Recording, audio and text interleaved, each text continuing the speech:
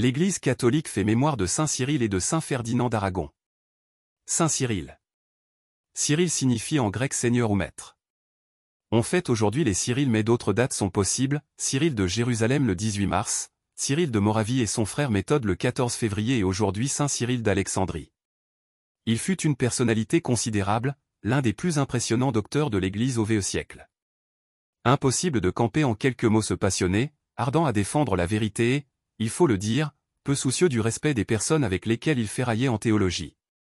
Patriarche d'Alexandrie en Égypte, il s'oppose avec force à Nestorius, patriarche de Constantinople. Il s'agissait de l'essentiel de la Christologie, mais dans le contexte de la rivalité de ces deux grands pôles de l'Église en Orient. Nestorius enseignait que, dans le Christ, nature divine et nature humaine sont distinctes et que par suite, Marie n'est que la mère de Jésus homme.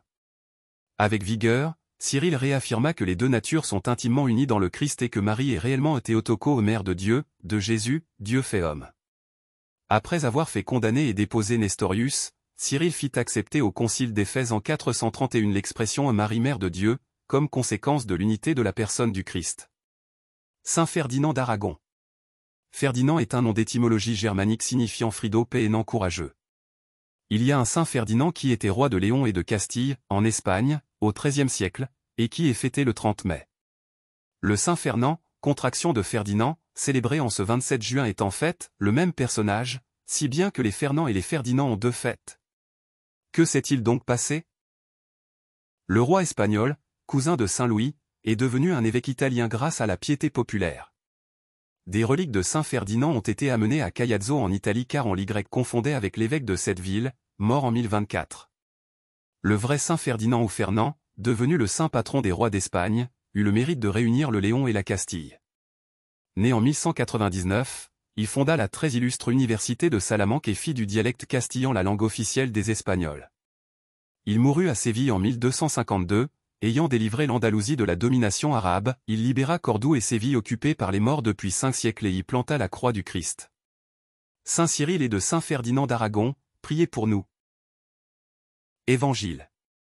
Réjouissez-vous avec moi, car j'ai retrouvé ma brebis qui était perdue. Alléluia. Alléluia.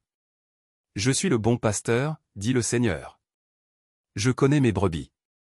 Et mes brebis me connaissent. Alléluia. Évangile de Jésus-Christ selon saint Luc. En ce temps-là, s'adressant aux pharisiens et aux scribes, Jésus disait cette parabole.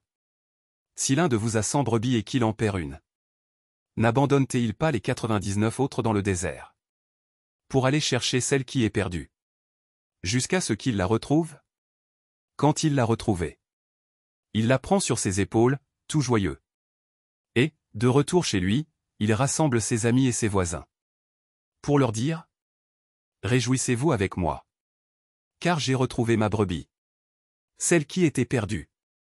Je vous le dis, c'est ainsi qu'il y aura de la joie dans le ciel, pour un seul pécheur qui se convertit, plus que pour 99 justes, qui n'ont pas besoin de conversion.